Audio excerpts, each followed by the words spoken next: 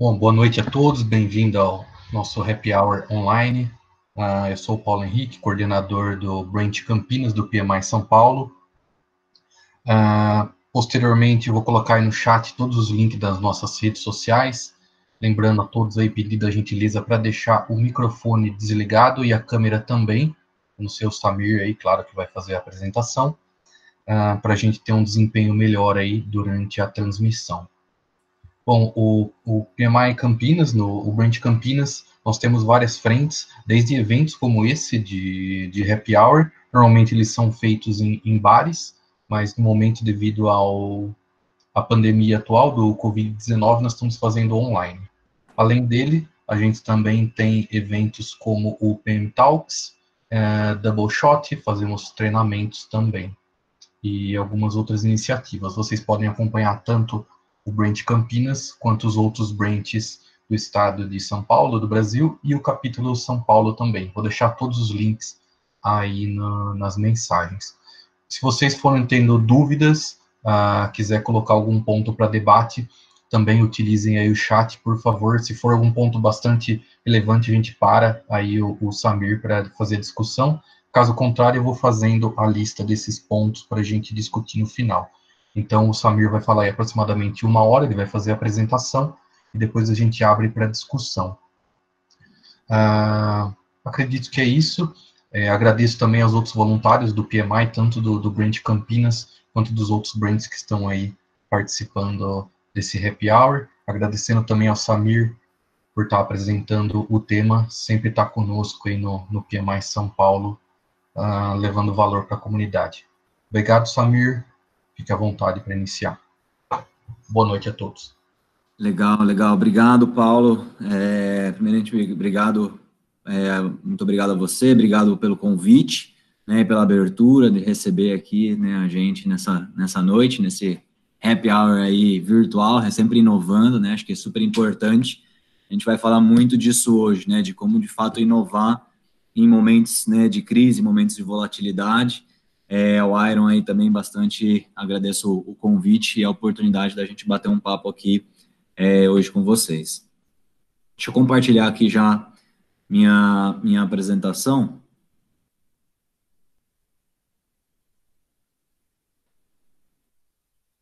Vamos ver se vocês já estão conseguindo enxergar a apresentação já? Já sim, Samir. Já? Beleza. Só reforçando, como o Paulo disse, pessoal, por favor, pode interagir no chat, tá? Eu tô vendo o chat aqui no cantinho também, então, façam perguntas, coloque ali no momento que já surgiu, vou pedir a interação de vocês aí de alguns momentos, né, para a gente fazer algumas enquetes rápidas, né? Eu gosto de fazer isso bastante interativo, então, pelo formato, eu acho que é legal também, a gente vai ter um espaço bacana no final para perguntas, mas eu acho que é legal, conforme eu for vendo aqui, tem perguntas interessantes, vou tentar sempre abordar isso durante o bate-papo aqui com vocês, beleza? Então, vamos lá, então, começar a falar um pouquinho, né, sobre o nosso tema da noite, que é como superar desafios do mundo VUCA, né, com muita inovação e muita criatividade. Primeiramente, vou me apresentar, para quem não me conhece, sou o Samir Karan, sou Head de Transformação Digital Lean da Performa IT.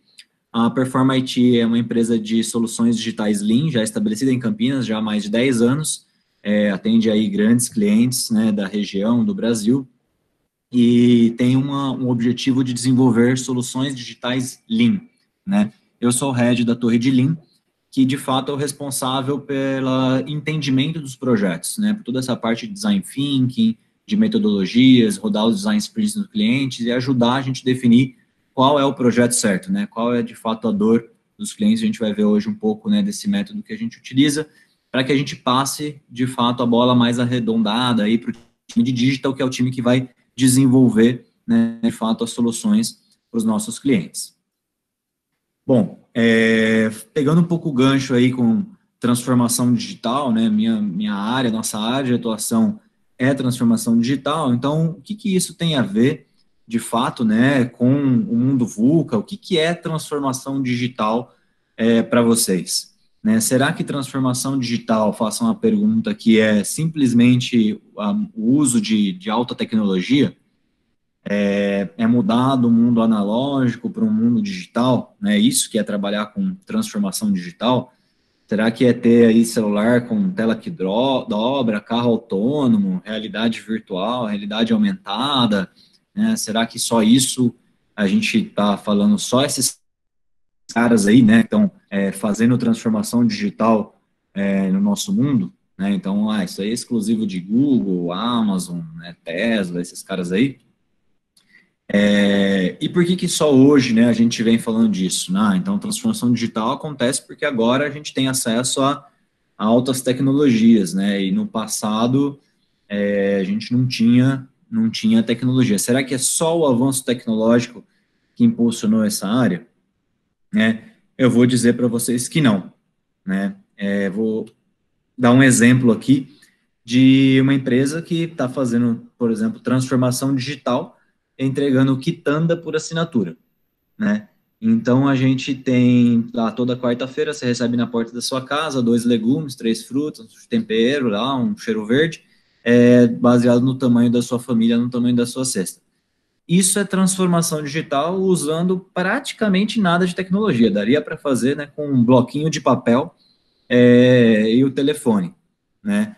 Mas, de fato, a gente vê que ela está transformando as relações, está transformando a forma com que as empresas, as pessoas, as startups e as grandes organizações estão atuando nesse cenário, de fato, que a gente chamou de mundo VUCA, né? Que eu já vou explicar o que que é. Então, o que que é isso? Por que que agora a gente está tendo que usar soluções e usar a tecnologia? Então, mesmo trabalhando e justamente por trabalhar numa empresa de tecnologia, sou engenheiro de computação, né, formado de fato em TI, eu digo para vocês que a tecnologia ela tem que ser de fato um meio, né? Ela não é um fim, ela não pode ser um final, ela não pode simplesmente ser tecnologia por si só. Então, a gente está falando aqui de usar isso como uma ferramenta, de como algo para ajudar a navegar nesse mundo VUCA.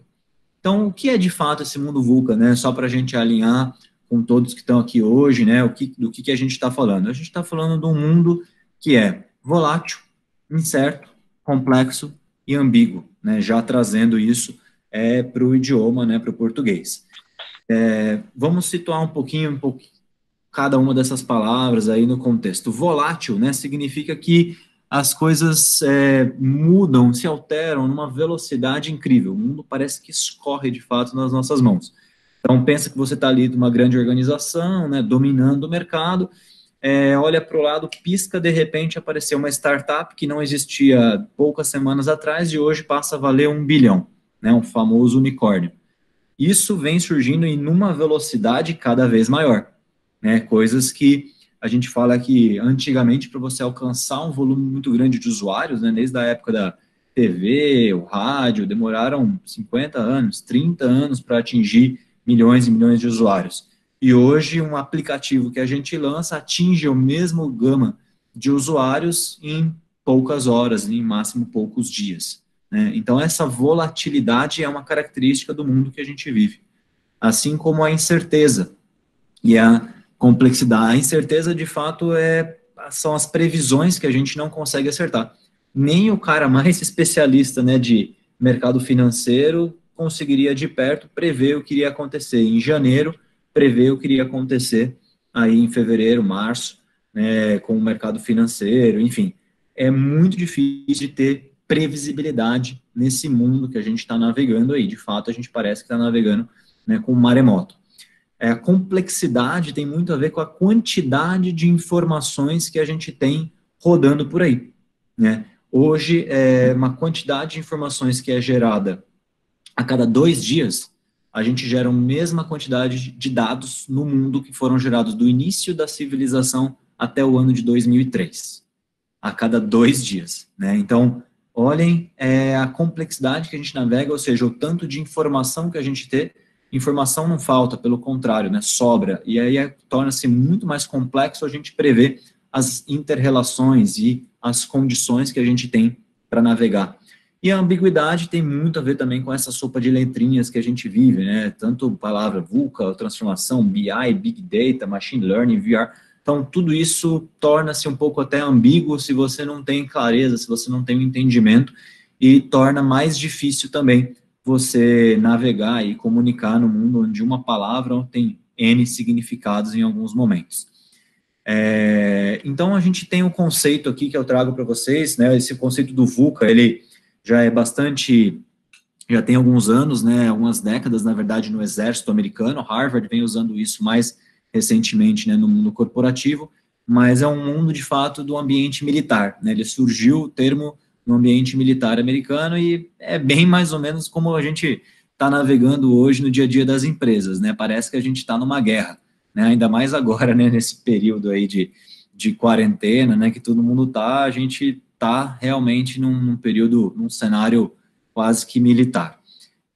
E mais recentemente surgiu, então, esse acrônimo chamado de VUCA Prime, que fala um pouco de soluções, um pouco de remédios, né, de como que a gente consegue amenizar um pouco, né, esse cenário do mundo VUCA. E aí a gente fala, o primeiro termo é a visão. A visão no sentido de você compartilhar com a sua equipe onde a sua empresa pretende chegar, onde a sua startup, o seu projeto, de fato, qual é a missão e a visão do seu projeto. Se isso está claro para todo mundo, podem acontecer oscilações, pode ter um maremoto aí acontecendo, que com certeza vai ficar muito, muito mais fácil de navegar, né, nesse cenário. Quando a gente fala aqui de entendimento, a gente está falando de você ser... Hoje em dia a gente fala de especialistas de tweets, né? Então, a gente vê tweet pra caramba aí rodando, informações de um headline de uma notícia e a pessoa já se tornou especialista. Cara, a gente precisa cada vez mais buscar um entendimento, um estudo aprofundado, pesquisa, né? E você vê um cara no mundo que faz uma pesquisa mais aprofundada, de fato, tem muito mais valor, né? E tem muito mais clareza para navegar nesse mundo do que, de fato, informações muito superficiais, dada a quantidade de dados que a gente vem gerando hoje em dia, né? A clareza muito a ver com fake news, né? Com essas notícias que a gente espalha, é algo que a gente precisa combater, de fato, para poder navegar nesse cenário de VUCA. Assim como a agilidade, que é um tema que, obviamente, já vem sendo muito falado e conversado tanto no PMI, né, quanto no ambiente de gestão de projetos, né, é a diferença, né, de agilidade para velocidade, você saber navegar com adaptabilidade, você saber corrigir rota muito rápido para poder navegar no cenário. Tendo dito tudo isso e alinhado os conceitos, fica claro aqui que não é o mais forte hoje que sobrevive, nem o mais inteligente, mas o que melhor se adapta às mudanças, né, aquele que consegue navegar nesse cenário de uma forma mais adaptativa. E essa frase não foi dita, hein, pessoal, por Charles Darwin, ela é atribuída a ele por aí, mais um fake news aí da internet, né, já trazendo um exemplo, até porque isso não tem nada a ver com biologia, né, as criaturas não se adaptam, né, mas de fato elas já nascem assim, a seleção natural, mas no mundo corporativo sim, pessoal, isso tem tudo a ver, não é o mais forte, nem o mais inteligente, é a empresa que tem os melhores recursos, que tem as melhores condições, mas aquela que consegue se adaptar muito mais rápido, né? N exemplos, né, que a gente vai ver aqui que aconteceram, né? Aliás, quem tiver exemplos aí de empresas que não conseguiram, já bota no chat aí, vamos ver quem que acerta, ou quem que tem exemplos, quem que não conseguiu, era o mais forte, talvez tinha muitos recursos, não conseguiu se adaptar e sumiu, desapareceu do mercado, vamos ver. Já colocaram aqui, a Andressa colocou Kodak, né, de fato, acho que excelente exemplo, né, bastante gente, eu trago Xerox também, né, vou trazer mais um exemplo, opa, Diegão cravou aqui, Blockbuster, né, Blockbuster é, de fato, aquele exemplo clássico, né, que estava ali dominando, surgiu a Netflix, teve a oportunidade, né, para quem não conhece a história de comprar a Netflix por 50 milhões de dólares, deu risada na cara dos donos, né, da Netflix, dizendo que o mercado era muito nichado, que aquilo não era para o tamanho da empresa deles, né, e o que aconteceu uns 15, 16 anos depois, isso foi lá pelos anos 2000, 2016, a Blockbuster fechava a sua última loja, a Netflix valia 180 bilhões de dólares, né, e hoje vale ainda mais. Então, essa é justamente uma forma que a gente tem que fazer uma reflexão nas nossas próprias organizações, né? Quem é a próxima startup que vai fazer a disrupção do nosso mercado, de onde a gente está? Porque o mundo é VUCA. A única certeza que a gente tem é que isso vai mudar. Gosto muito de falar que em poucos anos, em 2 ou 3 anos, as organizações, a organização que vocês trabalham, ela não vai mais existir da forma que ela está. Então a galera fica preocupada, né? Quando fala, nossa, como assim a organização não vai existir, né? Vai fechar as portas, tá falando que minha empresa vai falir? Não, não é nem isso. De fato, se ela não mudar, pode ser que ela suma mesmo do mercado. Então ela vai ter que mudar. Hoje, a forma com que ela está estabelecida hoje, ela não vai mais existir. Isso é certeza. Então é a adaptabilidade que é super importante, tá?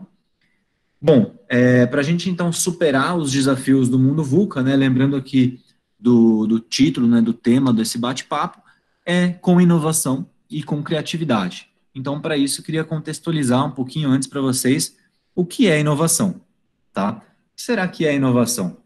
Vou pedir para vocês interagirem no chat aí. Quem acha que essa figura que eu coloquei aí é uma inovação? Escreve lá, eu, sei lá, quero ver quem que é, quem que acha que isso é uma inovação. Olha lá, é uma máquina de escrever, talvez eu não sei se é mais de focar, mas tem um tablet ali encaixado, tá? Então, é uma máquina de escrever, talvez para minha avó poderia, né, ser uma inovação, né? Ajuda a mexer no touch ali através da máquina de escrever, né? E essa outra aqui, ó. Vamos fazer essa segunda. É uma inovação? As mulheres aí, principalmente, aí, vocês acham que isso é inovador? Vou trazer para vocês, né, a Andressa não acha, eu acho que ninguém acha, então vocês estão bem aí, estão espertos, estão no caminho. A definição, pessoal, de inovação, baseada no UK Innovation Report, é justamente que ela é exploração com sucesso de novas ideias. E a palavra-chave aqui é sucesso, tá? Beleza, ó, inovação é atender uma necessidade, um problema. Inovação é quando eu tenho uma ideia nova colocada em ação e que gera resultado, que gera valor, de fato, para o meu cliente.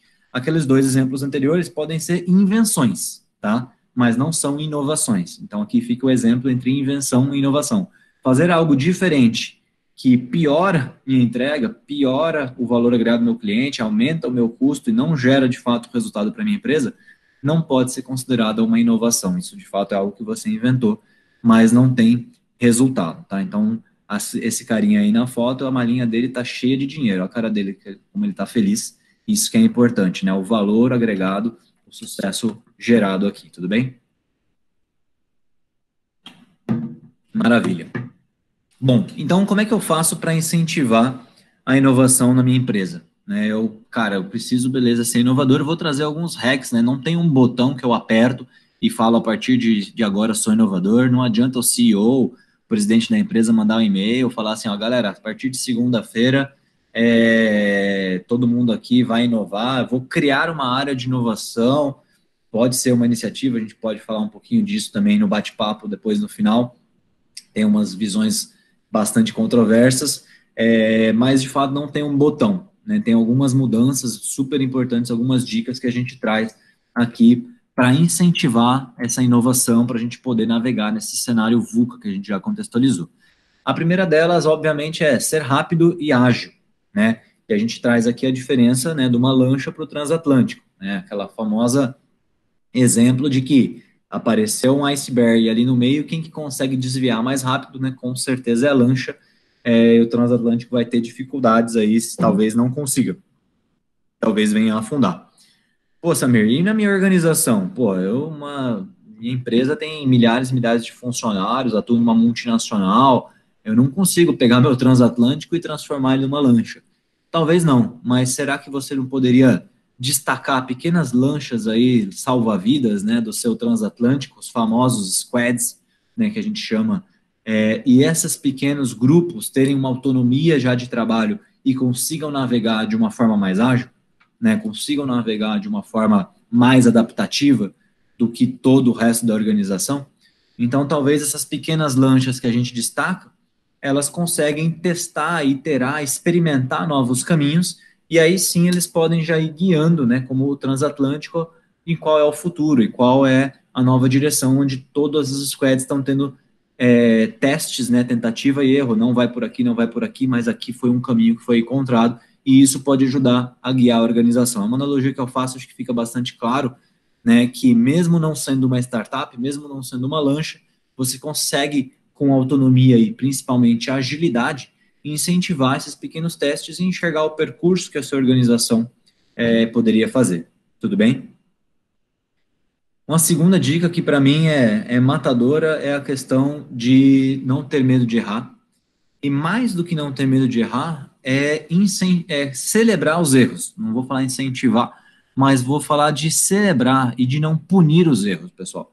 Se a gente está num sistema, está numa empresa, num ambiente, num projeto, onde qualquer passo que é dado errado é punido, né, de uma forma veroz, qual é a chance dessa pessoa não tentar fazer algo diferente numa segunda tentativa aí? A gente tem que entender que a falha é a primeira tentativa do aprendizado, né? É uma coisa muito legal, muito simples, né, que a gente tem, por exemplo, na Performa e várias empresas, né, já tem na garagem de inovação da Unilever, enfim, alguns clientes nossos também já usam isso, é o famoso mural dos erros, né, ou mural das cagadas, né, como alguns gostam de chamar. Você simplesmente tem um mural, deixa um mural branco e todo mundo que errou alguma coisa na empresa escreve num post-it e cola lá. Só isso, custa praticamente zero essa dica, tá? Escreveu no post-it e vai colando ali, né, no seu mural dos erros. Uma vez por mês, a cada tempo aí periódico que você encontrar de espaço na sua equipe, junta todos aqueles post-its, faz ali uma lições aprendidas, uma reunião de lições aprendidas junto com a sua equipe, destacando e compartilhando com todos, mesmo pessoas de projetos diferentes. E olha que legal essa pequena iniciativa, você está celebrando, né, você está não tratando aquilo com a maior naturalidade e aprendendo, né, o objetivo é de como é que você aprende com aquele erro.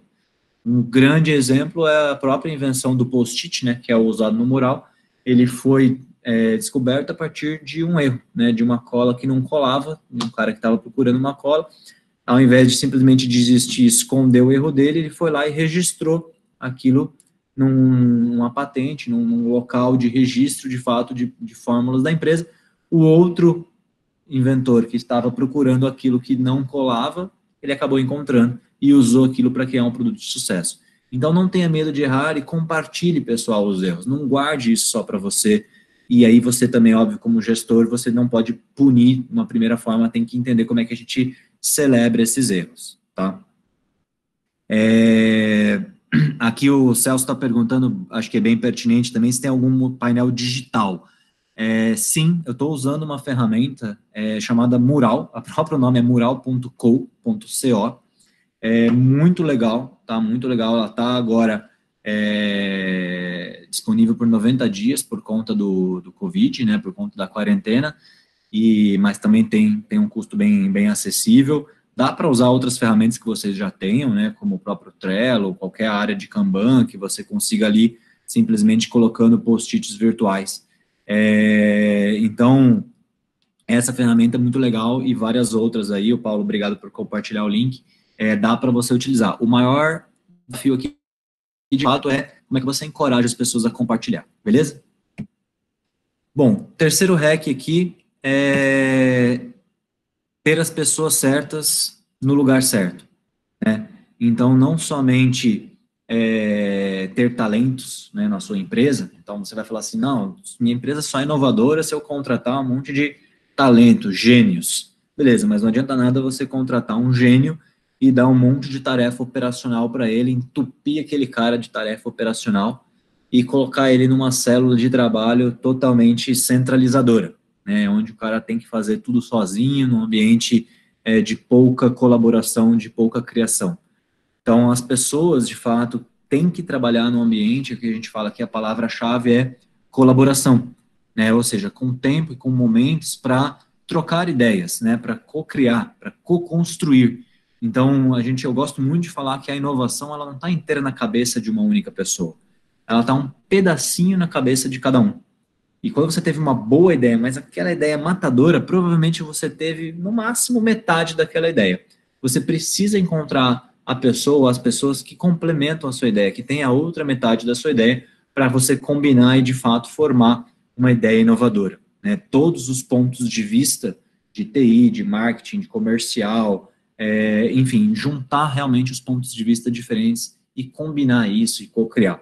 Então, é muito difícil não adianta contratar os talentos e não dar oportunidade, né, não dar desafios de fato e um ambiente colaborativo, né, de co-criação.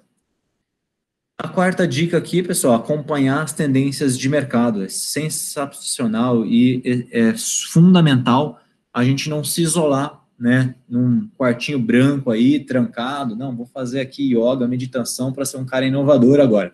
Vou ficar aqui trancado no meu escritório pensando na minha próxima inovação. Talvez você vai conseguir uma invenção daquelas que a gente viu, mas muito pouco provável que vai ser inovador no fato de entregar resultado e resolver um problema real.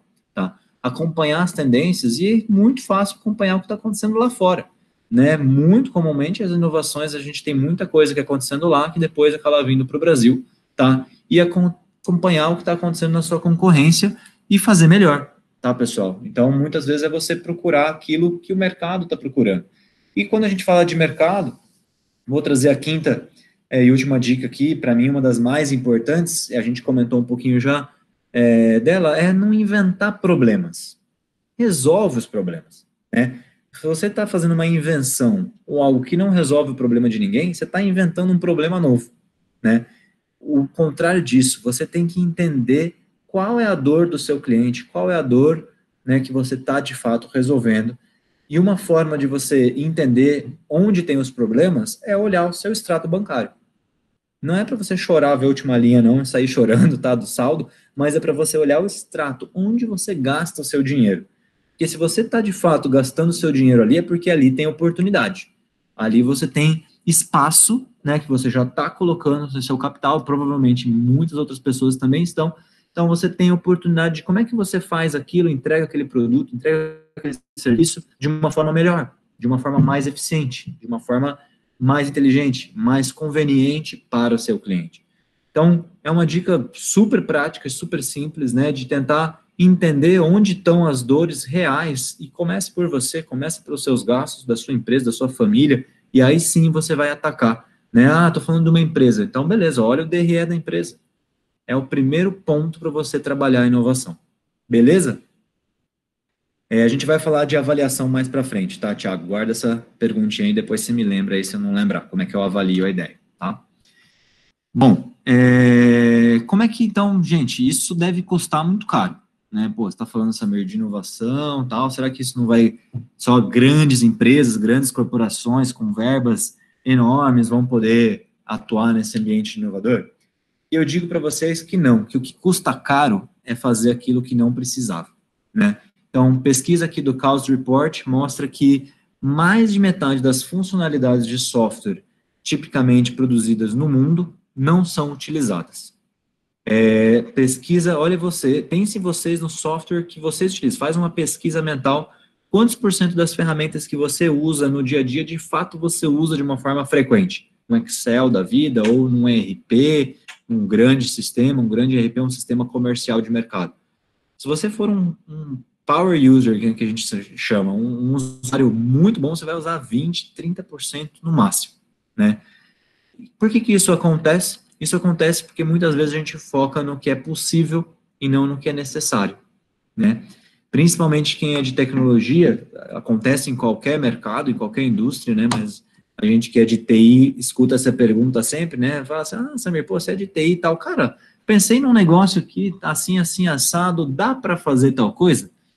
Dá para fazer um aplicativo que rastreia através de um chip, que coloca um óculos de realidade virtual. Cara, dá para fazer quase tudo hoje. Eu me arrisco a dizer que a gente consegue fazer praticamente tudo que a gente conseguir imaginar.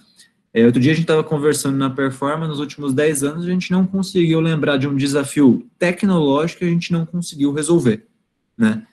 Então, existe hoje muita tecnologia, tem muita ferramenta, IoT, já com integrações, muita coisa que ajuda e simplifica. Agora, é necessário, né? Qual a real necessidade dessa ideia, dessa funcionalidade, desse relatório, desse sistema, desse aplicativo? Para que ele vai servir? Então, isso que custa caro, né? Como diria Peter Drucker, não há nada tão inútil quanto fazer com grande eficiência aquilo que nunca deveria ter sido feito. Então, esse tem que ser o nosso lema, né? Esse, pelo menos, é o meu mantra, né, na Torre de Lean. o nosso objetivo, o meu objetivo é focar que a gente faça o projeto certo antes da gente fazer certo aquele projeto. Então, quando a gente está falando aqui de gestão de projetos, é realmente essa etapa de entendimento, essa etapa anterior de design, para a gente entender onde que a gente vai colocar as nossas fichas, onde que a gente vai colocar as nossas moedas. E eu trago para vocês aqui a nossa metodologia, né, como que a gente trabalha para navegar, então, nesse cenário VUCA, para incentivar a inovação e usar técnicas de criatividade para resolver problemas, que é a metodologia do IdeaPad. É uma metodologia desenvolvida aí pela Perform IT, mas baseada nesses frameworks já consagrados de mercado, né, como Design Thinking, Lean e a metodologia ágil. E tudo começa, né, com um problema. Normalmente, tudo começa com o cliente já trazendo aqui uma ideia, né, já trazendo aqui a lampadinha, né, a gente recebe uma solução, né, todo mundo já tem a solução na ponta da língua. Fala, pô, como eu falei, você de TI dá para fazer tal coisa, tive uma ideia, vamos fazer essa ferramenta, essa funcionalidade, a gente investe em startups também, já tem mais de 11 startups aceleradas pela Performa, então muitas vezes a gente tem, né, a galera que nos procura com uma ideia de uma startup, de uma empresa. Qual que é o segredo aqui, o que a gente faz? É dar 3 passos para trás e voltar lá no desafio inicial. Qual o problema que a gente está querendo resolver? Tá? Eu usar literalmente, né, o conceito do design thinking para ir a campo, fazer a imersão, se aprofundar na jornada do seu cliente, entender o passo a passo do relacionamento atual, de como que é a jornada do cliente, como eu falei, olhar o extrato bancário dele, olhar onde ele circula. Vou dar um exemplo daqui a pouco para vocês de como fazer isso, né, como a gente faz isso muito bem, para daí, então, a gente começar a falar de soluções, né, onde você entra aí no segundo diamante e explorar o maior número possível de soluções usando essas técnicas de criatividade. E aqui é o formato, né, para quem não conhece do Design Thinking, que é o famoso diamante duplo, divergir para convergir, é muito importante. Se a gente pega uma ideia, na verdade, uma solução para aquele problema, e segue com ela aqui em linha reta, quem garante que aquela vai ser a melhor solução para aquele meu problema inicial? Agora, se a gente pega aqui um ponto de vista, um problema, uma ideia, e diverge com ela, com uma equipe multidisciplinar, com vários pontos de vista, TI, comercial, marketing, tributário, jurídico, finanças, e pensa em todas as vertentes daquele problema. Depois eu vou convergir para escolher as maiores dores e entender e definir de uma forma colaborativa quais são as maiores dores. Depois eu vou divergir de novo e pensar em 80 soluções diferentes para aquele problema que a gente definiu como mais importante. E eu vou convergir depois usando os pilares da inovação para ver qual é o problema, a solução ou as soluções mais desejáveis, praticáveis e viáveis, né, que a gente vai falar que é a técnica de priorização de soluções. E chegar em 3 ou 4 soluções. Qual é a chance dessas soluções serem melhores, terem mais chance de resolver o problema? É 100%, né? Com certeza você vai ter muito mais chances, né, de serem boas soluções do que a primeira ideia que veio na minha cabeça, tá? E aí sim a gente vai para o desenvolvimento? Não, a gente vai para a etapa de protótipo, tá? A etapa de prototipação é, de fato, experimentar. Então, antes da gente, no nosso caso de software, né, desenvolver o produto, desenvolver o software, desenvolver o aplicativo, a gente vai construir um protótipo inicial muito simples, com um custo muito baixo. Se for, por exemplo, um aplicativo, vamos fazer como se fosse um PowerPoint inteligente ali, só uma casquinha mesmo, um mockup, né, que a gente chama de tela, e validar com quem? Mostrar para o diretor da empresa, aprovar a verba? Não. Vamos validar com o cliente. Vamos validar com o usuário final, com o cara que tem condições de dizer se o problema dele está resolvido.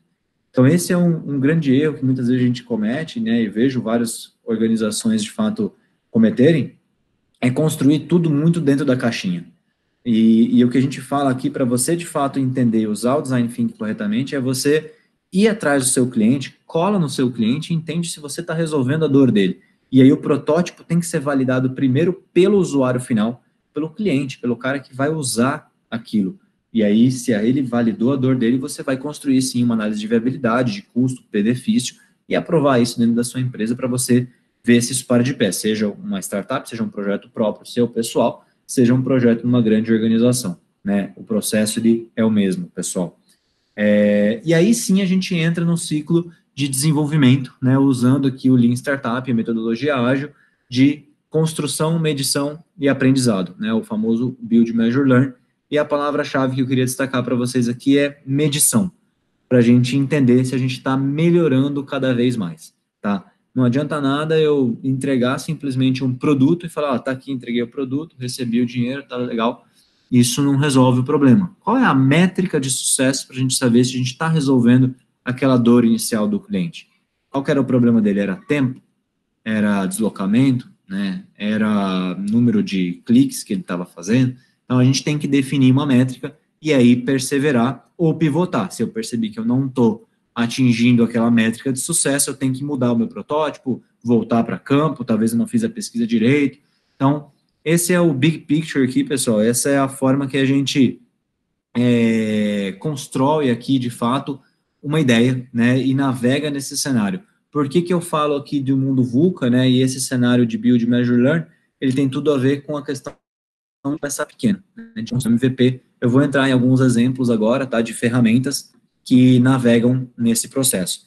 E aí, reforço que se vocês tiverem alguma pergunta, tá, então, tá, já coloca ali no chat para a gente seguir. Pergunta, estou vendo uma aqui, se no desenvolvimento é utilizado o DevOps. Sim, pode ser utilizado, tá? O DevOps é uma das formas de você organizar o seu time, para que o time que desenvolve, cuida do suporte, sustenta aquela aplicação, tá? Não é obrigatório, mas ele é uma excelente forma de você organizar o seu time de desenvolvimento, mais quando a gente está falando de desenvolvimento de software, tá? Aqui esse processo, ele não necessariamente, como eu falei, tem software, né, ele até pode ser uma ferramenta, né, mas não é necessário. A gente já rodou isso daqui, para vocês terem uma ideia, de alguns projetos em clientes nossos, de como que a gente poderia redesenhar o layout de loja de brinquedo do grupo ReHap, por exemplo, que é cliente nosso, pensando numa loja do futuro, com autoatendimento e tudo mais. E a gente rodou exatamente esse mesmo processo, né, esse mesmo passo a passo de ir a campo, de imersão, de exploração, de colaboração, de envolver todas as pessoas. Criamos um protótipo, simulamos um protótipo com clientes finais em lojas reais, e aí sim, depois o time entra no ciclo de desenvolvimento. Então, essa é uma abordagem de resolução de problemas, tá, pessoal, que você pode utilizar em qualquer cenário, em qualquer tipo de problema, centrado, obviamente, no ser humano, né? O Design Thinking, ele faz muito sentido quando você está falando de problemas centrados no ser humano. Personagens do Scrum com papéis e responsabilidades, sim, aqui, ó, no azulzinho, pessoal, eu não vou entrar em detalhes que não é o objetivo da palestra agora falar de Scrum, metodologias ágeis, mas sim, ele é uma metodologia que a gente utiliza aí, by the book mesmo, nessa etapa de construção. Mas a atenção que o Scrum é só a parte azul, tá? Então, todo esse diamante triplo aqui que a gente faz antes e toda a parte, né, de medição, aprendizado e pivô são conceitos além, tá bom? Simplesmente você construir o produto, vai dentro de toda essa parte de pesquisa de campo, de técnicas de colaboração e criatividade, beleza? Vamos lá, mais uma pergunta aqui. Como lidar com o aspecto de especificação de requisitos, né, nesse cenário tão volátil, né, uma excelente pergunta aqui. Quando a gente está falando de levantamento de requisitos, a gente está falando aqui, ó, do desenho da jornada, né?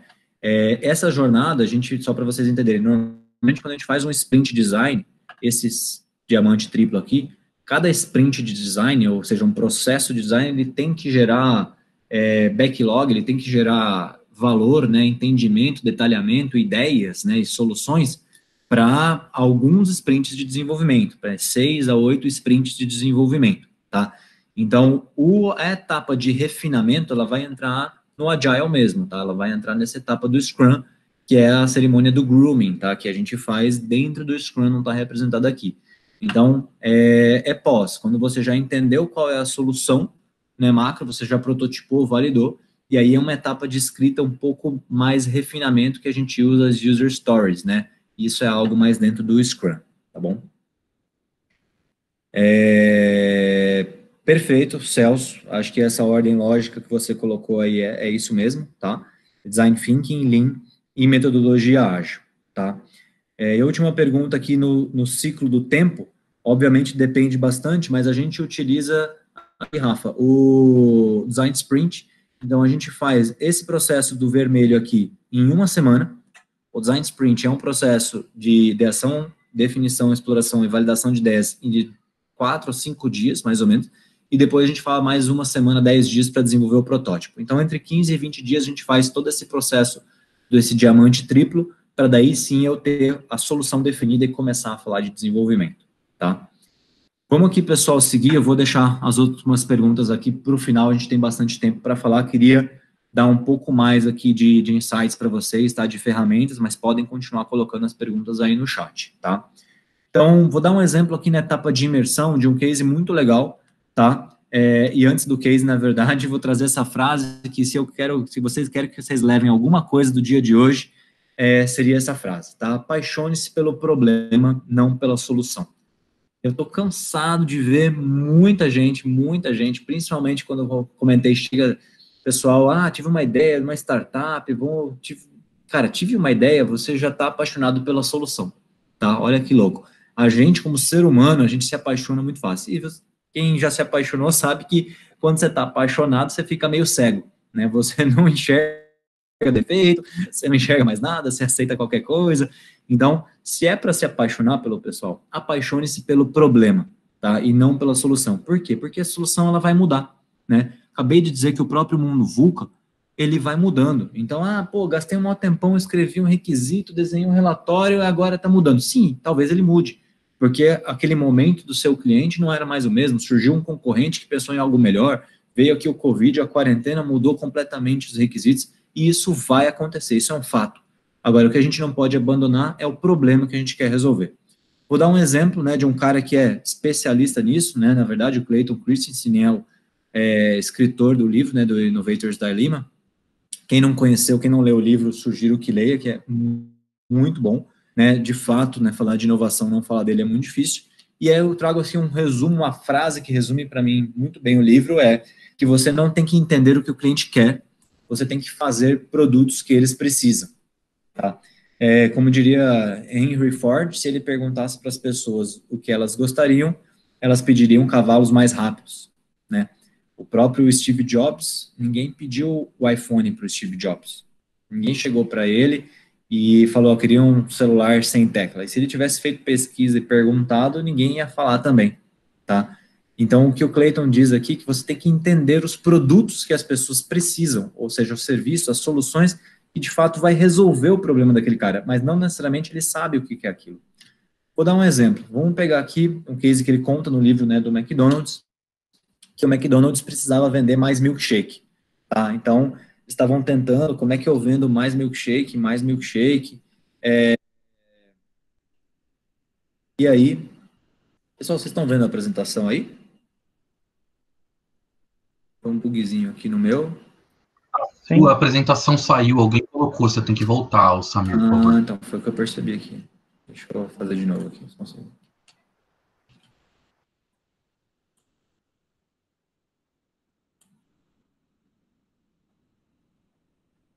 Estou acompanhando pelo celular e já percebi também. Boa. Agora voltou? Fechou. Boa. Então, vamos lá. O McDonald's precisava vender mais milkshake. Cara, o que você faz para vender mais milkshake? Põe Nutella, né? Sei lá, ovo maltine. Então, pensa em soluções. Mas eles, na última linha, mediam que isso vendia um pouquinho mais, um pouquinho menos, não mudava a última linha. Contrataram uma consultoria, então, né, de design thinking para ir a campo e entender por que as pessoas compravam milkshake. Primeiro, eles começaram a olhar os dados. E aqui, pessoal, dica super importante. Olhe os dados que você tem na sua empresa. Você tem, às vezes, muita informação ali no banco de dados que não está sendo trabalhada. Use o BI, use esses relatórios, o Big Data, para você analisar isso.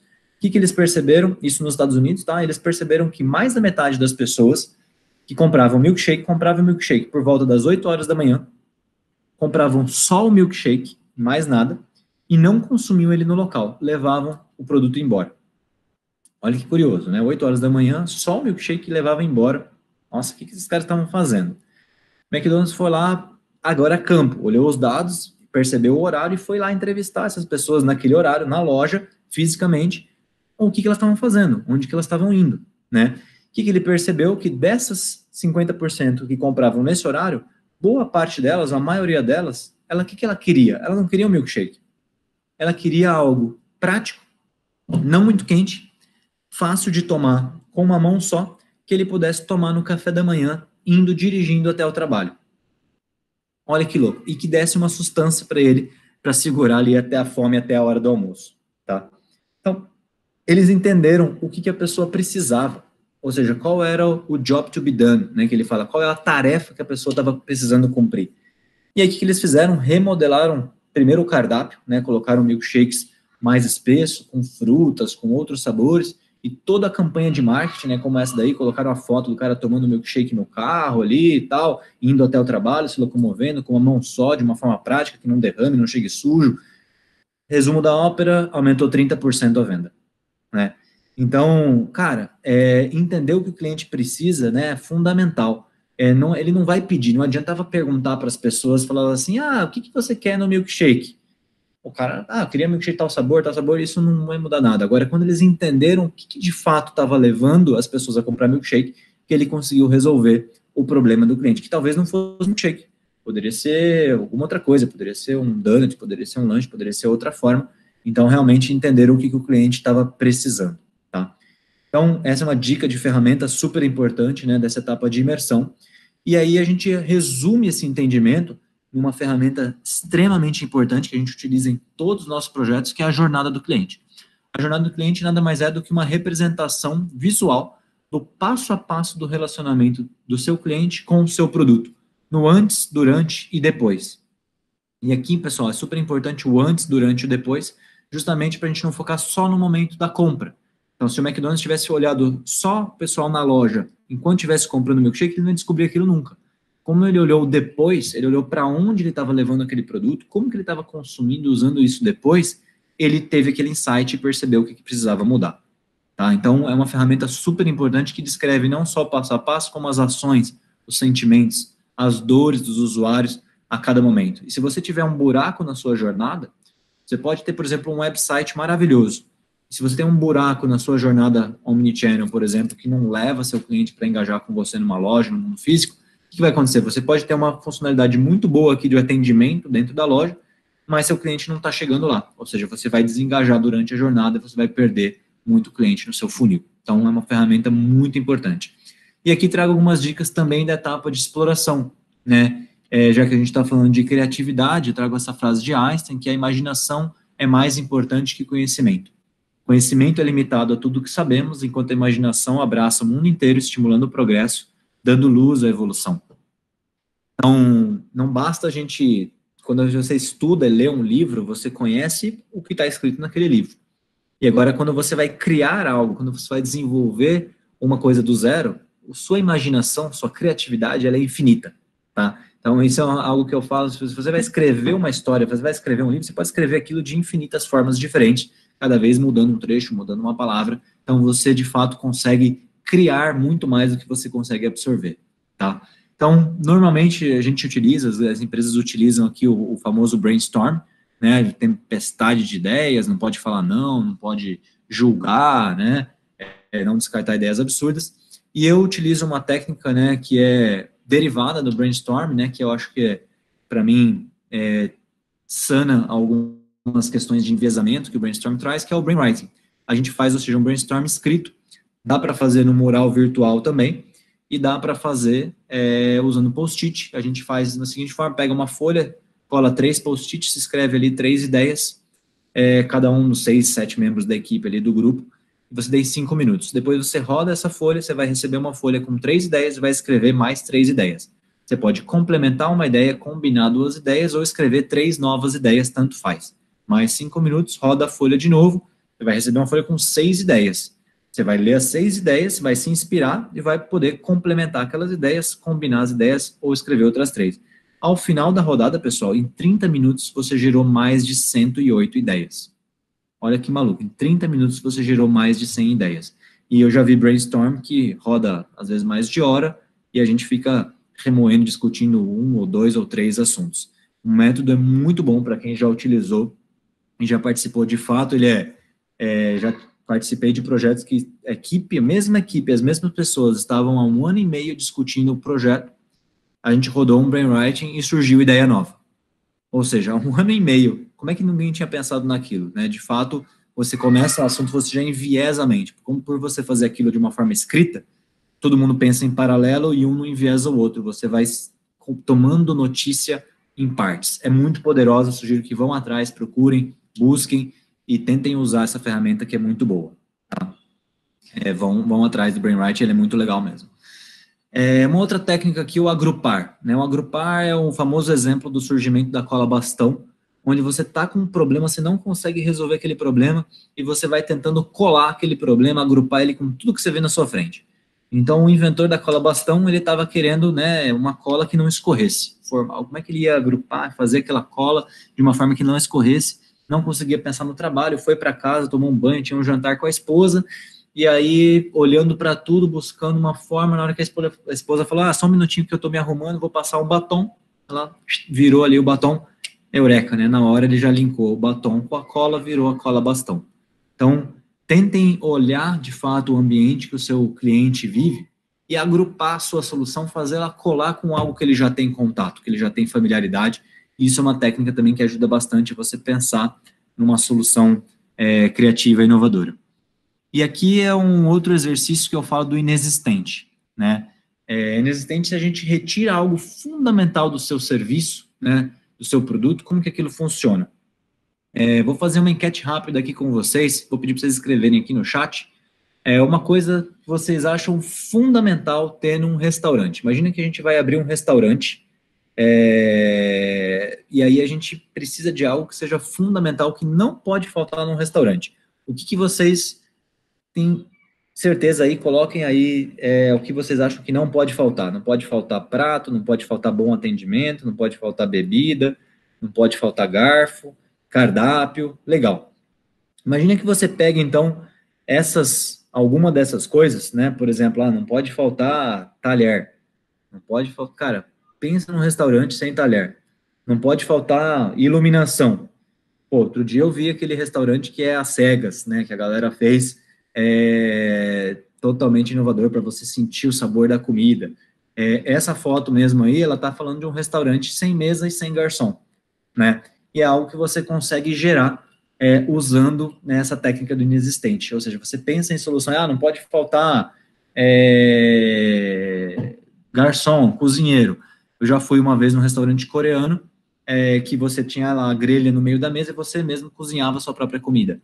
Então, essa técnica serve para restaurante, serve para qualquer coisa. Pense aquilo que você está ali, uma ideia fixa, sabe? Aquele momento que você está muito enviesado, você não consegue pensar diferente. E se eu tirar essa variável da jogada, da equação? O que sobra? É uma técnica muito boa também que você consegue pensar em algo que você nunca pensaria se você não forçasse você a tirar aquilo da equação. Tentem usar isso também, é muito legal com a equipe. E aqui, pessoal, a gente já com uma pancada de solução na mesa, e aí vem a pergunta que eu vi que vocês estavam falando ali de Moscow, de algumas técnicas de priorização. Agora que a gente vai falar de priorização, quais ideias têm mais chance de resolver o problema inicial, tá? Eu trago uma outra técnica aqui para vocês, né? Eu prefiro essa do que o Moscow, tá? Que são os pilares da inovação. Os 3 pilares aqui da inovação, pessoal, uma ideia de fato inovadora para sua empresa, é uma ideia que era desejável, praticável e viável. O que quer dizer isso? Desejável é aquilo que as pessoas querem, tá? É aquilo que o usuário deseja, aquilo que você foi lá ao Gemba, foi lá na imersão e sentiu que o cara precisa daquilo. Praticável é aquilo que você tem tecnologia, você tem capacidade, você consegue operacionalizar, você consegue colocar aquela ideia no ar, né? Tecnicamente ela é possível de ser feita, ela é mais simples, não ela é mais difícil, mais complexa. E o viável é aquilo que dá retorno para sua empresa, aquilo que é bom para sua empresa, né? Aquilo que vai trazer grana, né? É para o business, é o pilar do negócio, da viabilidade de negócio. E as boas ideias, pessoal, as excelentes ideias estão aqui no meio. Elas são as ideias que são altamente desejáveis, praticáveis e viáveis. Não adianta nada ser algo que o cliente quer, dá para fazer, mas não te dá dinheiro. E não adianta eu pensar só em um monte de coisa que é boa para a minha organização. Não, vou botar aqui um controle para o meu usuário, para eu saber tudo que ele está fazendo. Tá bom, mas será que ele vai querer? Vou botar um mega formulário para eu conhecer a vida dele inteira. Mas é desejável? Né? Talvez você vai botar e aí vai fazer parte daquelas 60% lá de funcionalidades que nunca foram utilizadas. Porque dá para fazer, seria muito bom para sua empresa ter aqueles dados, mas o cara não quer. Aquilo não é desejável para ele. Então, de fato, são forças aqui, são os pilares que se você consegue achar as ideias daquelas 80, mais de 100 às vezes que você gerou, e que são altamente desejáveis, praticáveis e viáveis, comecem por elas. Façam dessas ideias o seu MVP, tá?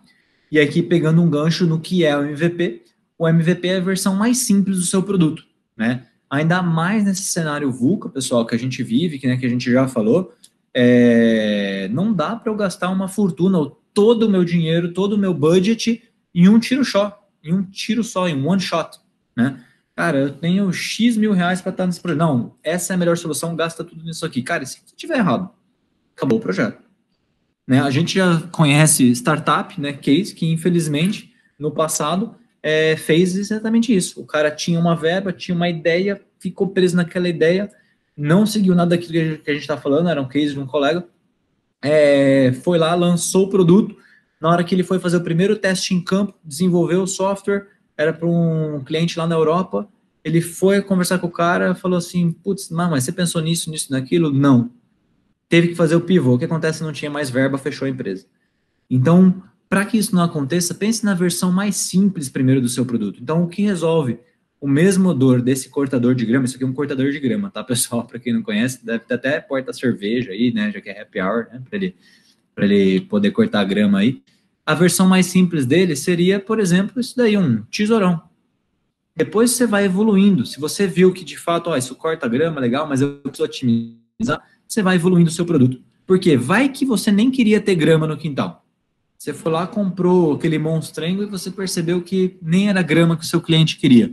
E aí, jogou todo o seu dinheiro fora, tá? Então, pensem muito nesse conceito do MVP. Isso, acho que de tudo que a gente falou, é uma das coisas mais práticas para vocês já colocarem no ar em todos os seus projetos, né? Será que eu não consigo fazer uma versão mais simples dessa ideia, né? E é um pouco contraditório, né? Porque a gente de TI, o pessoal pensa que, não, vocês vão pensar naquilo que é mais complicado, mais caro. Pelo contrário, o tempo todo nos design sprint a gente tenta puxar o cliente, puxar as pessoas para pensar na solução mais simples, para pensar, cara, não dá para a gente simplificar essa tela, vamos colocar só um botãozinho, formulário, depois a gente bota inteligência artificial, machine learning, porque vai que não era isso que vai resolver o problema.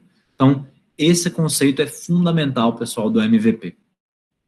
E aí, para finalizar, a gente falou um pouco de ágil, né? Vocês já comentaram, né? De uma vez que eu já prototipei, fui lá, testei, fiz um MVP, vou colocar no ar, eu preciso fazer essa ideia sair do papel, né? Então, ficou bem claro, né? Acredito que tem uma etapa de eu colocar as ideias no papel, então, entender o cliente, sair do mundo das ideias e colocar aquilo no papel, desenhar, testar, validar e prototipar.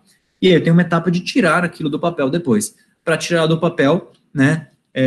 Trago também essa frase de Peter Drucker, que a cultura devora a estratégia no café da manhã. Então, muitas vezes, tomem cuidado, que eu desenhei o melhor processo, a melhor estratégia, mas se a cultura da sua empresa não for essa cultura ágil, né, não for a cultura, né, da lancha, né, e for a cultura do transatlântico, que é tudo demorado, tudo caro, vai ser difícil de tirar essa ideia do papel. E aí, como é que a gente prega essa cultura, né? São alguns valores que são imprescindíveis para a gente poder navegar. Então, o principal ponto de uma transformação ágil, quando a gente fala de transformação digital, a gente não está falando de novo só de tecnologia, né? A gente está falando de transformação ágil, de transformação de comportamento das pessoas, de valores das pessoas. Eu trago muito esses valores, né? O primeiro deles é a auto-organização, ou seja, não sair de uma organização de comando e controle para uma organização de liderança facilitadora, né, onde a equipe entende qual é a missão, qual é o desafio, cada um puxa o trabalho para você. Não é um trabalho empurrado, onde eu vou demandar, é um trabalho onde a equipe vai ver qual é o desafio e ela vai puxar. Cara, essa forma de se organizar muda tudo na hora que você vai construir, porque se você tem uma tempestade, lembra do maremoto ali que acontece no caminho, e se você deu o comando e controle, a pessoa vai falar assim, opa, peraí, não, mas você mandou fazer. Não é assim? Agora, se a equipe está puxando o trabalho para si, ele vai ficar muito mais atento, porque ele tomou a decisão de como transformar aquela ideia numa solução. Ela faz parte do desenho. A equipe vai ter uma flexibilidade de mudar o desenho enquanto aquilo está sendo construído muito maior, né? Muito maior. Obviamente, comunicação, né? Toda essa equipe ela tem que estar o tempo todo se comunicando, ainda mais agora no cenário que a gente está usando muito, né, as ferramentas virtuais, a cerimônia da daily aqui, né, de falar todo dia, ela se torna mais importante ainda, pessoal. falem com o seu time todos os dias. É 15 minutos que seja no mínimo, mas tem que falar todos os dias, né? Não desconecta, porque senão cada um vai estar navegando para um lado, vocês não vão se encontrar lá na frente. Coragem, como a gente falou, para poder não ter medo de errar. Então, é um valor super importante. Obviamente, ele é mais valorizado quando a empresa, de fato, não pune os erros, mas você, muitas vezes, num ambiente que você não tem certeza se vai ser punido ou não, você tem que ter a coragem de matar no peito e ir para frente, né, e propor algo novo. E o último, e para mim também é super importante, é o feedback. Né? Se você não corrigir rota, como é que você vai saber se você está navegando, se algo te empurrou, se mudou um requisito? Então, coletar feedback não é o feedback aqui do gestor só, tá, pessoal? Assim, meu chefe não me dá feedback, não é isso. É feedback entre os membros do time. Né? Qual foi a última vez que você deu feedback para o seu colega de trabalho que senta do seu lado, da entrega que ele fez? Cara, feedback é um presente. Então, o ágil, ele preza por esse valor, e ele tem a cerimônia da retro, né, para quem trabalha com ágil, de que a cada 15 dias a equipe toda se reúne para dar feedback. Também escreve num post-it o que foi legal, o que não foi legal, 2 post-its, cola ali no Canvas, tão simples quanto isso, depois a gente vota, ver quais são os pontos de mais comuns, os pontos de maior necessidade de mudança e monta um plano de ação. Então, ter feedback constante e frequente é super importante para você tirar essa ideia do papel nesse cenário VUCA que a gente vive, né? Para não sair construindo algo, um projeto de 6, 8 meses e já mudou todo o cenário e você não está corrigindo essa rota, tá? Praticamente é isso que eu tinha aqui para trazer para vocês, né? Só trago também os pilares novamente aqui da Performa, né? Que a gente atua com essas soluções digitais Lean. Então, desde essa parte, como eu sou o head da torre de Lean, então, minha equipe cuida dessa parte de ideação, prototipação, design thinking, as métricas, né, a parte de UX e a metodologia ágil. Né, a gente tem o André, que é o líder da torre de digital, né, que cuida de aplicativos, desenvolvimentos de web, mobile, plataformas, APIs, integrações com RP, BI, enfim. E a torre de solutions, né, que é o Leonardo Tristão, dos sócios, que faz toda essa parte de consultoria de projetos, gestão empreendedora, incentivar o intraempreendedorismo também nas empresas, tá? Deixo aqui os meus contatos, e aí, né, queria abrir para perguntas, né, não sei, Paulo, se você quiser, tem algum roteirinho, quer seguir uma ordem, quer abrir de fato aqui para o pessoal falar? Só vou dar alguns recados. Eu estou publicando aqui na mensagem um link lá do nosso LinkedIn, do Brand Campinas. Quem quiser fazer networking e trocar contatos, vocês podem comentar aí nessa postagem nossa e trocar o contrato entre vocês. Normalmente a gente faz via Bluetooth e tal, né? Mas como a gente está remoto, impossibilita isso. Então a gente está utilizando o canal oficial do Brand Campinas para estar fazendo networking. Outro recado para quem entrou depois, essa palestra do Samir está sendo gravada, ela vai ser disponibilizada no YouTube do capítulo São Paulo, do PMI. As PDUs, para quem precisar ir para reportar, quem for certificado no PMI, elas vão ser enviadas via Simpla. A gente vai enviar um forms para vocês responderem à pesquisa de satisfação. A gente pede, inclusive, para mesmo quem não precise das PDUs para responder nossa pesquisa de satisfação. E no próximo dia 16, a gente vai fazer um evento também em parceria com o Brand de Campinas, falando sobre equipes ágeis. Então, todos estão convidados, a gente vai publicar em todas as redes sociais, provavelmente amanhã. Então, todos estão convidados a participar. Então, a gente vai abrir agora o espaço para o Samir responder as dúvidas, agradecendo novamente pela palestra. Obrigado, Samir.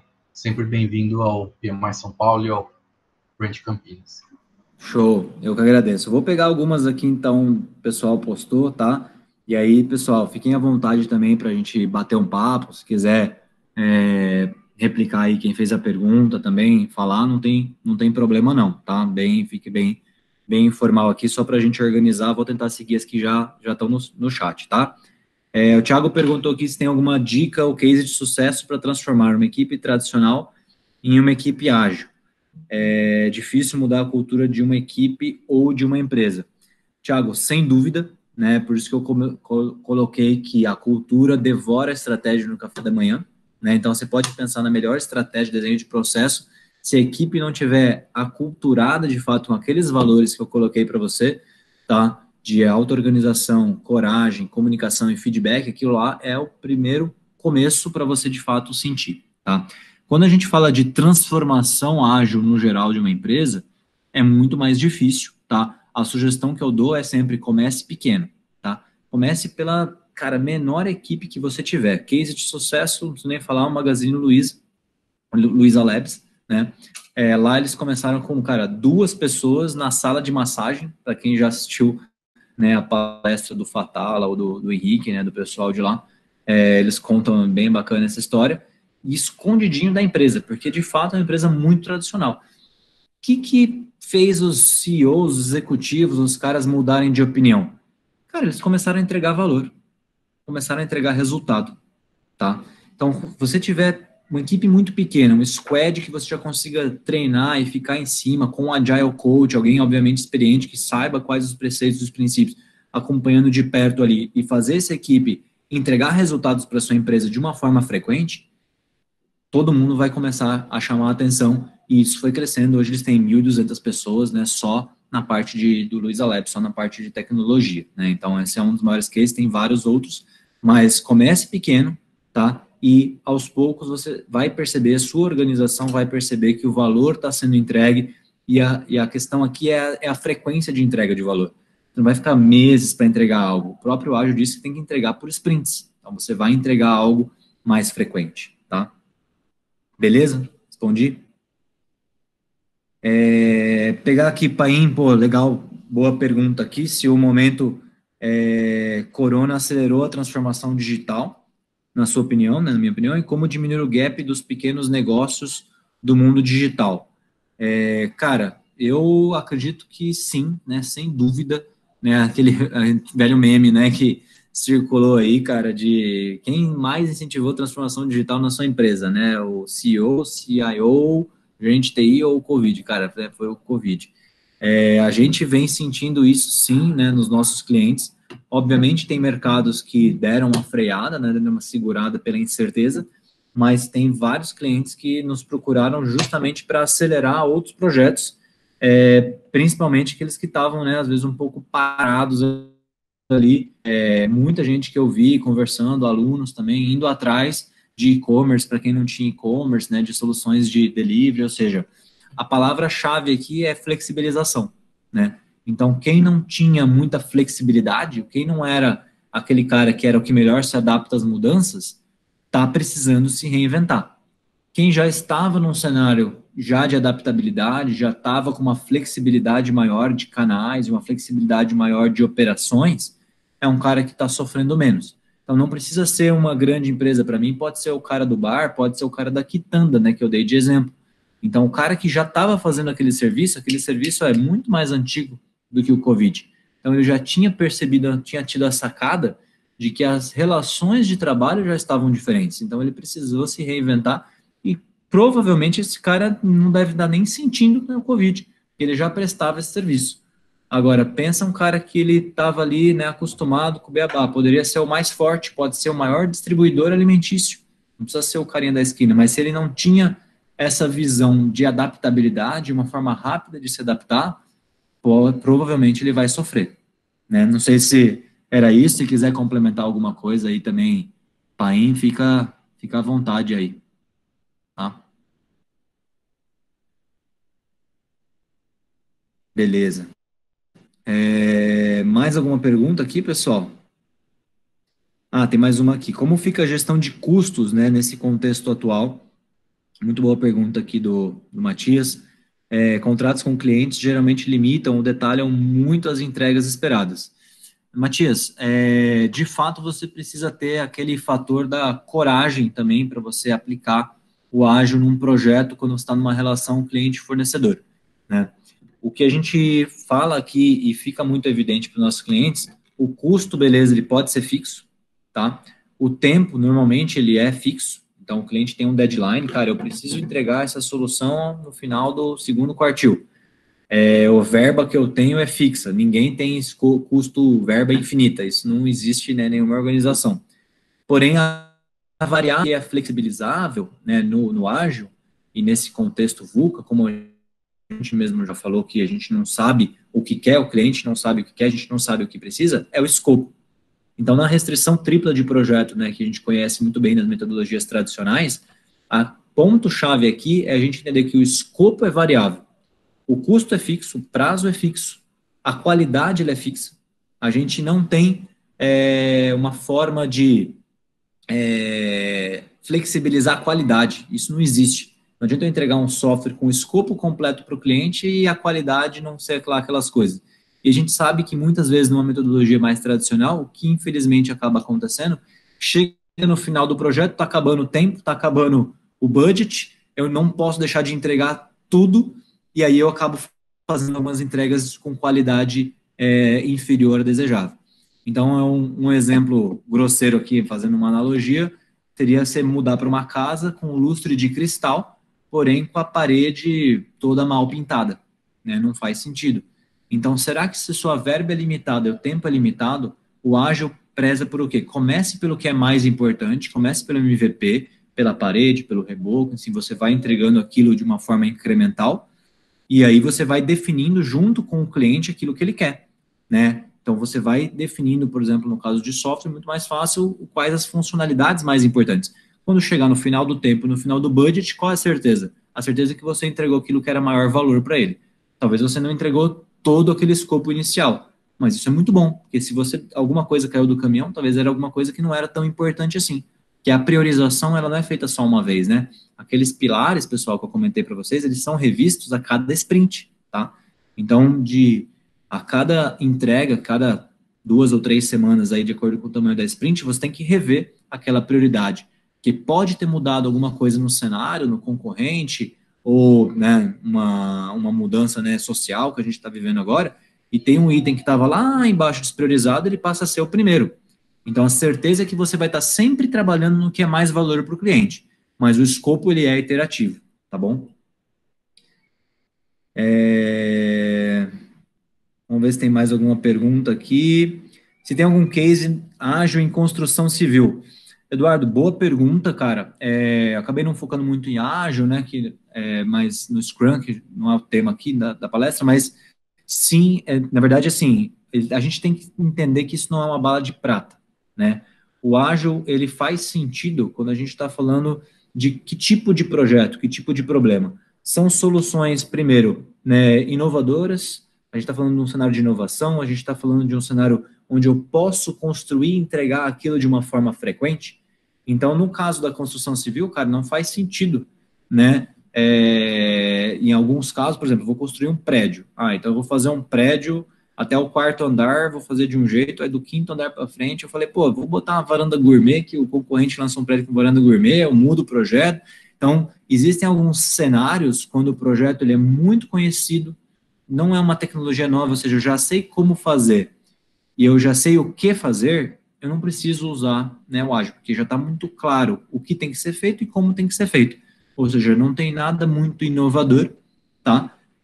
Na tecnologia, ela é a mesma que já é usada há décadas, e vou fazer uma ponte, vou fazer uma estrada, e também não tem nada muito diferente no que tem que ser feito, né? Isso tem que, na verdade, estar aprovado em prefeitura antes de você começar. Então, normalmente não é o tipo de projeto, tá, que a gente aplica, né? Não existe bala de prata. Agora, num projeto, quando a gente está falando de um ambiente de inovação, mesmo que seja de construção, então, por exemplo, a SpaceX é um exemplo, né, não é civil, mas é um exemplo de construção que usou ágil, porque era um projeto muito inovador, né? O Elon Musk, o maluco lá, pensando que quer mandar a galera para Marte, então ninguém fez isso antes, então não se tinha histórico de que ia dar certo ou que não ia dar certo.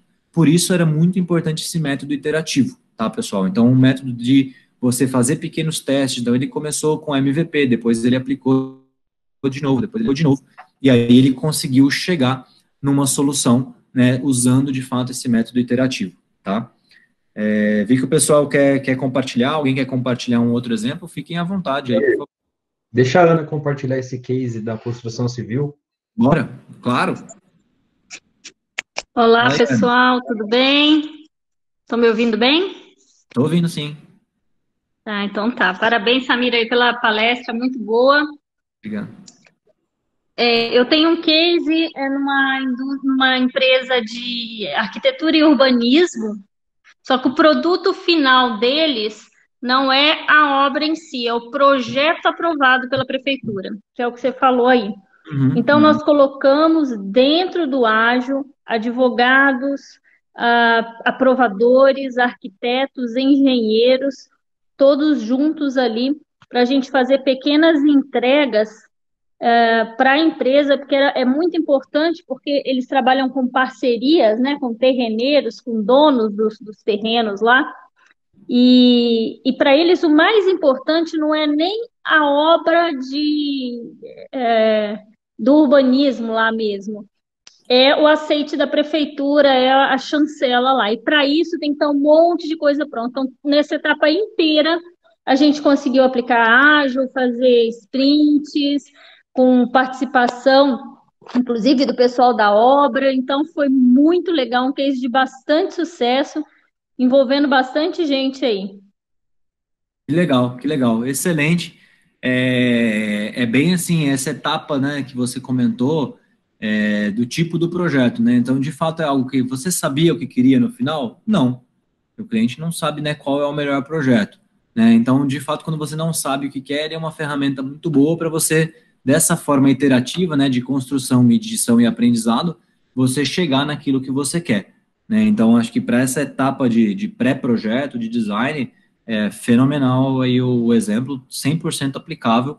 Eu já, inclusive, apliquei uma vez um design sprint, tinha uma arquiteta participando, e ela ficou doida para aplicar um método nos projetos dela, né, de design de interiores também.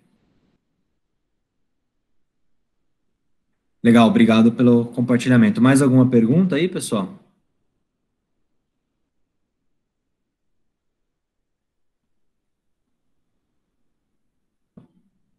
O Celso aqui está perguntando sobre o IdeaPad para resolver o problema do Covid-19. Pô, cara, aí você pegou pesado, hein? Comigo Posso resolver o responder problema essa, da Samir? humanidade aí. Oi? Posso responder essa? Pode, claro.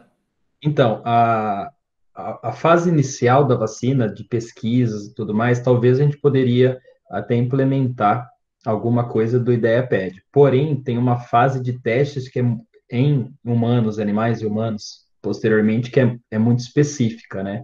Uhum. Talvez a gente conseguisse agilizar o processo de pesquisa com o IdeaPad, porém, depois os testes são demorados, porque você tem que fazer uma amostragem muito grande para ver se de fato teve efeito ou não. Uhum. O que eu falo muito, assim, o design thinking em si, tá, Celso e pessoal, ele é focado é a melhor ferramenta de resolução de problemas centradas no ser humano, né, centradas no comportamento humano, tá? Os pilares são justamente a empatia, né, a colaboração e a experimentação.